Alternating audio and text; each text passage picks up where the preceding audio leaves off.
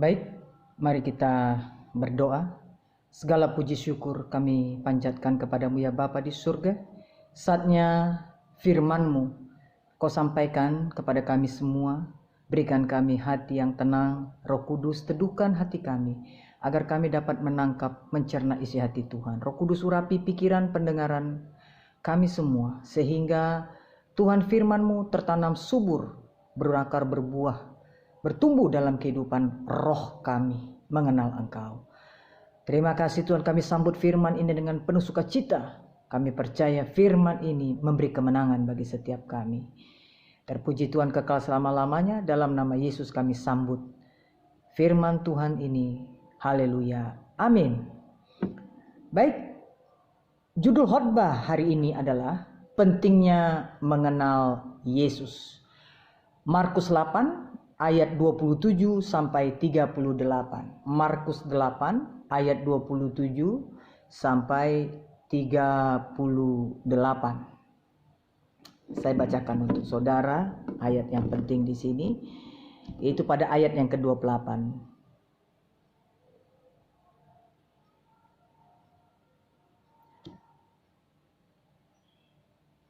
Dari ayat 27 ya sampai 28. Kemudian Yesus beserta murid-muridnya berangkat ke kampung-kampung di sekitar Kaisarea Filipi. Di tengah jalan ia bertanya kepada murid-muridnya, katanya, "Kata orang, siapakah aku ini?" Jawab mereka, ada yang mengatakan Yohanes Pembaptis, ada juga yang mengatakan Elia, ada pula yang mengatakan seorang dari para nabi. Nah, kita perhatikan ayat 29. Ia bertanya kepada mereka, "Tetapi apa katamu? Siapakah aku ini?" Maka jawab Petrus, "Engkau adalah Mesias." Nah, sampai di situ dulu. Saudara yang dikasih oleh Tuhan, kalau kita perhatikan kitab Markus ini akan kita dapati banyak sekali perkataan-perkataan Petrus di dalamnya. Karena itu Markus selalu menyimpulkan, merangkum setiap perkataan Petrus tentang Yesus, tentang mereka bersama dengan Yesus. Nah, Alkitab mencatat Tuhan Yesus adalah penggenapan Mesias yang dinanti-nanti oleh orang-orang Yahudi. Nah, kitab Injil ini, kitab Injil Markus ini berisi tentang kesaksian Petrus sebenarnya. Jadi banyak kesaksian-kesaksian Petrus di dalamnya, di dalam kitab Markus ini. Tentunya kesaksian itu bersama dengan Tuhan Yesus, ya. Nah, mereka bersama-sama berjalan bersama dengan Tuhan Yesus, yaitu Markus dan Petrus, ya. Nah, mereka murid-murid Tuhan Yesus yang selalu bersama dengan Yesus. Namun mereka juga, Markus dan Petrus ini juga yang sama-sama gagal mengikut Yesus. Kenapa gagal? Karena pada saat Yesus ditangkap, Markus dan Petrus menyangkal serta lari, menjauh dari Yesus karena ketakutan. Jadi sebetulnya mereka ini bersama Yesus, tapi mereka ternyata menyangkal dan melarikan diri dari Yesus. Nah, saudara, namun dalam kegagalan mereka ini ternyata mereka dipulihkan oleh kuasa Tuhan. Mereka dipulihkan oleh kuasa Tuhan sekalipun mereka pernah gagal. Hari ini siapapun kita pernah gagal.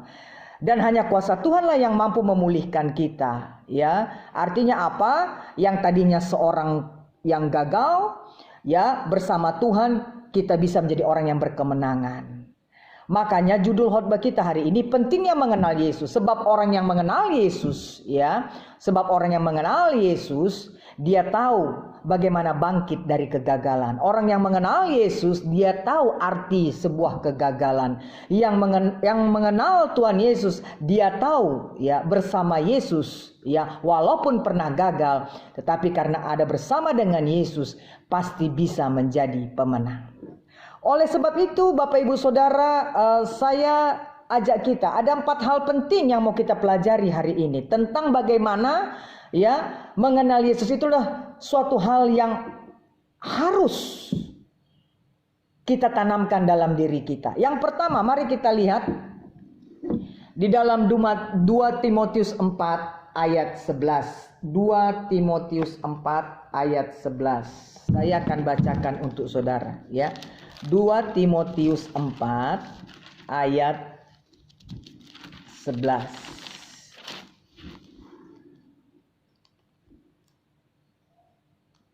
Hanya Lukas yang tinggal dengan aku. Jemputlah Markus ya, dan bawalah ia kemari karena pelayanannya penting bagiku. Kalau kita perhati, ini kan kitab Timotius. Nah, tadi kita baca kitab Markus. Di Markus itu ya ada kejadian di mana Yesus mau disalibkan dan ternyata Markus dan Petrus lari dari Tuhan Yesus. Namun kesaksian Timotius ini mengatakan setelah kejadian itu ya, ternyata Markus diubahkan. Sehingga ketika dia diubahkan oleh kuasa Tuhan dari orang yang gagal, dia menjadi orang yang berkemenangan, bahkan orang yang terpenting dalam melayani. Nah, ini saya mau kasih tahu sama saudara bahwa setiap orang yang gagal, kalau diubah, dipulihkan oleh Tuhan, oleh kuasanya, maka dia bisa menjadi orang yang berkemenangan. Seperti Markus ini. Dan Timotius menyaksikan, bawalah Markus karena dia memiliki pelayanan yang terpenting. Menjadi orang yang penting. Saat saudara diubah oleh Tuhan, saudara menjadi orang yang terpenting. Bukan saja terpenting di mata Tuhan, tapi saudara bisa terpenting di mata masyarakat. Kalau sudah Tuhan yang mengubah kita. Kita boleh gagal. Tapi kalau kita serius datang kepada Tuhan, bersama dengan Tuhan, saya percaya hanya Tuhan yang sanggup mengubah kegagalan itu menjadi kemenangan di dalam hidup kita. Itu yang pertama. Yang kedua, saya mau kasih tahu sama saudara. Di dalam Markus 8 tadi, Tuhan Yesus bertanya, ya, di dalam ayat 27 dan 28, Tuhan Yesus bertanya, siapakah aku ini? Kalau kita perhatikan ayat 29, di situ Petrus mengatakan, engkau adalah Mesias. Betul, memang Tuhan Yesus Mesias. Tetapi pada saat Petrus mengatakan Tuhan Yesus itu Mesias, sebenarnya dia mengatakan hanya secara spontan. Tapi dalam perilakunya tidak.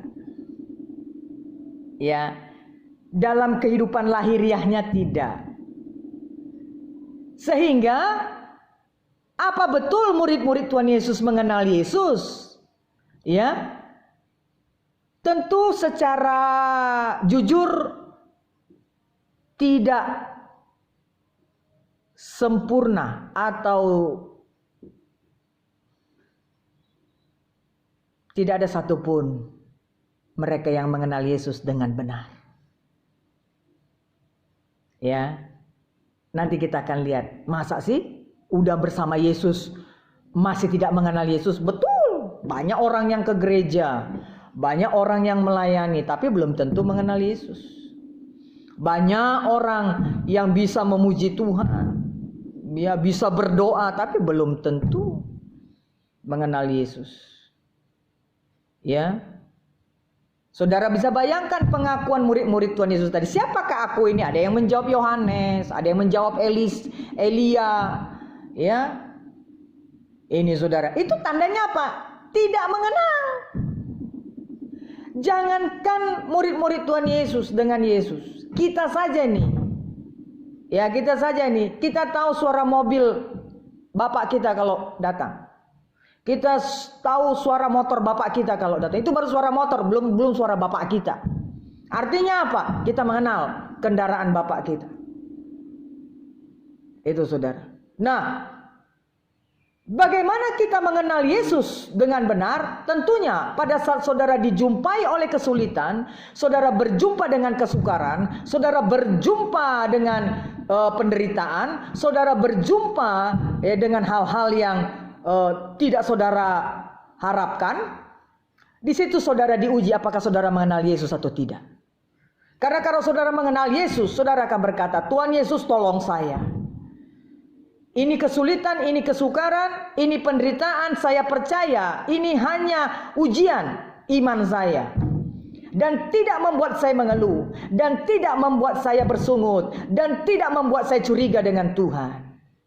Tapi saya percaya di balik setiap kesulitan, penderitaan, kesukaran ini, aku percaya ada kekuatan Tuhan menolong aku. Dan aku percaya setiap masalah pasti ada batas waktunya.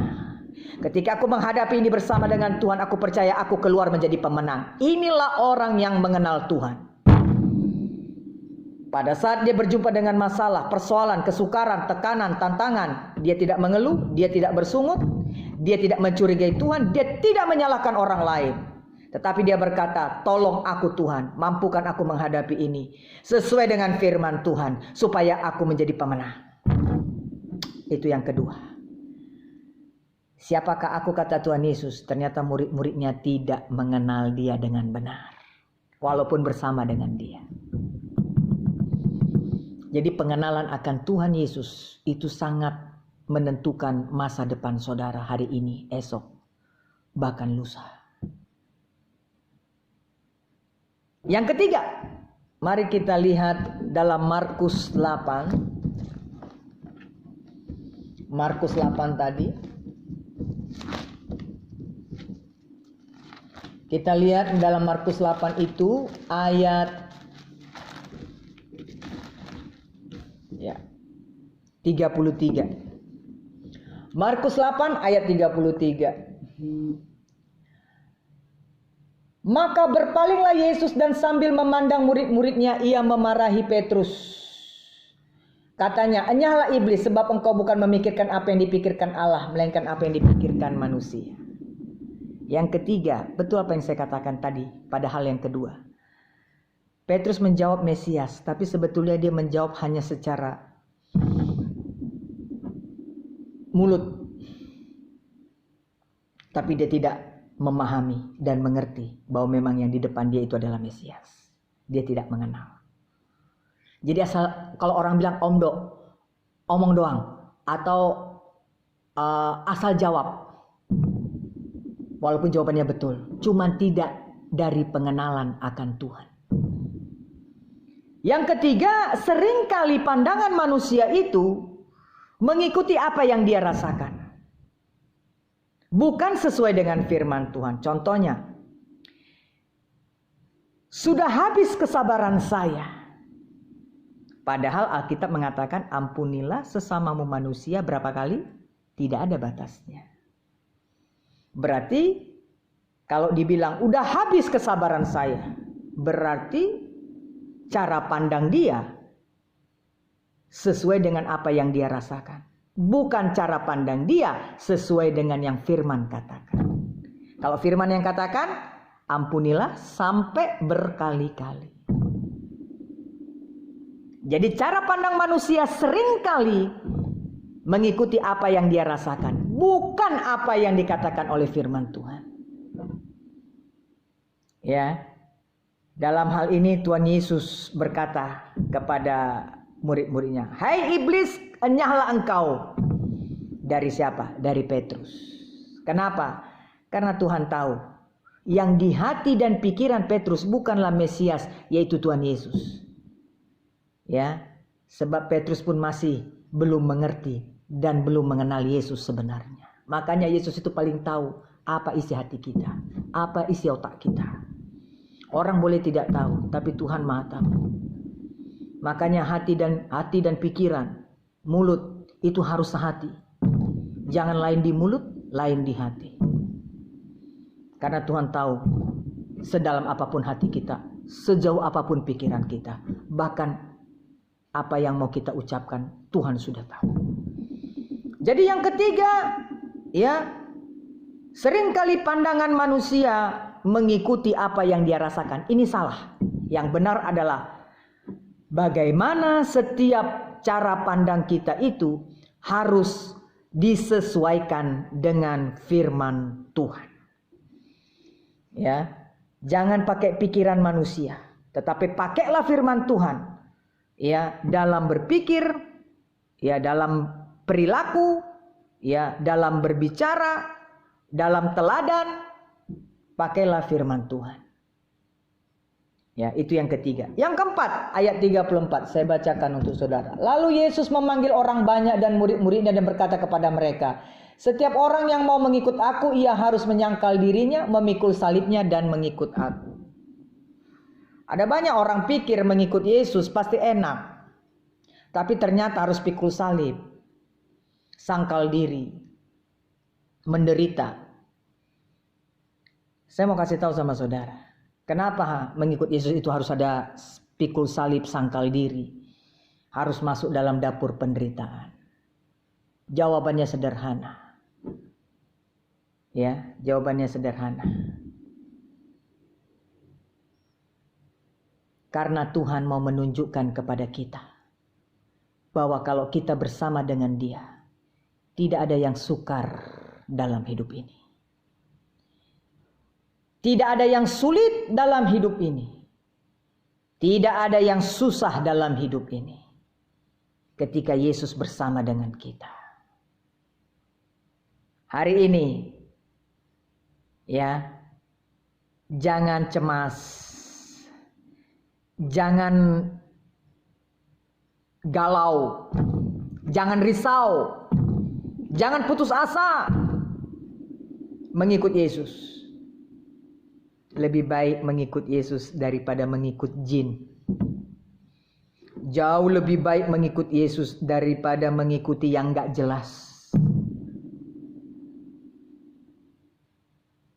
Kalaupun harus masuk kesulitan, kesusahan, kesukaran, itu cara Tuhan menunjukkan bahwa Dia lebih daripada itu. Artinya Dia bisa, mampu mengatasi itu. Asal kita bersama dengan Dia. Hari ini mari ada 4 hal yang kita pelajari. Kita semua pernah gagal. Tapi kalau Tuhan pulihkan hidup kita, Dia ubah kegagalan menjadi kemenangan. Yang kedua, ya, mungkin kita kurang mengenal pribadi Yesus. Ya. Mungkin kita masih meragukan Yesus, tapi hari ini belajar mengenal Yesus. Kalau kesulitan, kesukaran yang kemarin Tuhan Yesus tolong saudara, maka kesulitan hari ini, besok juga Dia pasti tolong saudara. Karena Dia Tuhan yang sama, yang menolong saudara kemarin, hari ini dan besok. Kenali Dia. Ya, kenali Dia sehingga ketika ada kesulitan, saudara pasti datang kepada Dia. Ketika ada kesukaran, saudara pasti memanggil nama Dia. Ketika ada kebahagiaan pun, saudara memanggil Dia. Karena apa? Saudara kenal Dia. Yang ketiga, cara pandang kita. Jangan sesuai dengan perasaan kita. Jangan berpikir sesuai dengan perasaan kita. Tapi berpikirlah sesuai dengan firman Tuhan. Dan yang terakhir, kekristenan bukan bicara hal-hal yang gampang atau mudah. Tetapi berbicara tentang bagaimana kita mempercayakan diri kita di tangan Tuhan yang hebat. Jadi yang keempat, mengikut Tuhan. Walaupun harus sulit, walaupun harus sukar, walaupun harus susah, percayalah Tuhan Yesus ada bersama dengan kita untuk melewati semua itu, menghadapi semua itu.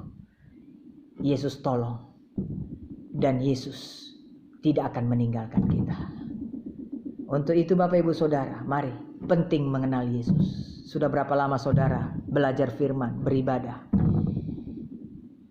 Sudahkah saudara mengenal Yesus di tengah-tengah kesulitan saudara? Hari ini, kenalilah Yesus di dalam batin saudara. Tuhan memberkati. Kita tundukkan kepala. Bapa di surga, kami bersyukur firman-Mu yang kami pelajari hari ini, di mana kami merasakan betapa pentingnya mengenal Engkau. Saat sulit, saat sukar, saat kami bahagia sekalipun, kami harus mengenal Engkau. Sehingga tidak ada persungutan, tidak ada keluhan, tidak ada yang mencurigai Tuhan, tidak ada yang putus asa. Karena kami tahu, bersama dengan Engkau kami cakap menanggung segala perkara. Bersama Yesus kami mampu menghadapi apapun. Tolong kami Tuhan, biar kami semakin mengenal Engkau. Ketika kami mengenal Engkau, kami tidak khawatir akan apapun juga. Tolong kami Bapa, mampukan kami. Pengenalan kami akan Tuhan sangat menentukan keberuntungan hidup kami. Tolong kami Tuhan. Kami mau menjadi orang yang berhasil. Bukan saja berhasil tapi beruntung. Karena Tuhan bersama dengan kami. Terima kasih buat firman-Mu. Dalam nama Yesus, kami sungguh bersyukur. Terima kasih Tuhan. Berkati persembahan kami yang sudah kami siapkan dalam persembahan persepuluhan, persembahan syukur, persembahan khusus kami. Sucikan, kuduskan semua yang kami persembahkan dengan hati yang taat, mengasihi Tuhan. Bapa di surga, kami bersyukur buat Bapak Jokowi, pejabat pusat daerah, para menteri TNI Polri. Berikan hati yang takut akan Engkau. Kendalikan negeri kami. Kami sudah melihat bagaimana pertolongan Tuhan mengendalikan negeri ini. Dan pandemi sudah semakin mereda Tuhan. Tapi kami percaya prokes tetap kami lakukan. Karena kami tahu perlindungan kami dari Tuhan. Terima kasih Bapa, berkati Pak Jokowi, beri hikmat baginya. Terima kasih Tuhan buat firman-Mu, buat ibadah kami ini. Engkau sudah hadir memberkati kami, memulihkan kami, membuat kami semakin mengenal Engkau. Terima kasih Bapa. Dalam nama Yesus. Mari angkat tangan kita, arahkan hati kita kepada Bapa di sorga. Terimalah berkat daripadanya. Damai sejahtera Allah Bapa, kasih karunia Tuhan Yesus Kristus, pertolongan dari Roh Kudus menyertai kita mulai saat ini sampai Maranatha. Tuhan Yesus datang kedua kali menjemput kita, orang-orang percaya dan mengasihinya. Haleluya. Amin. Tuhan Yesus memberkati doa dan harapan kita. Kalau Tuhan izinkan, minggu depan kita sudah mulai beribadah di gereja rumah Tuhan. Tuhan Yesus memberkati, tetap prokes, jaga kesehatan saudara. Sampai jumpa lagi. Haleluya. Shalom.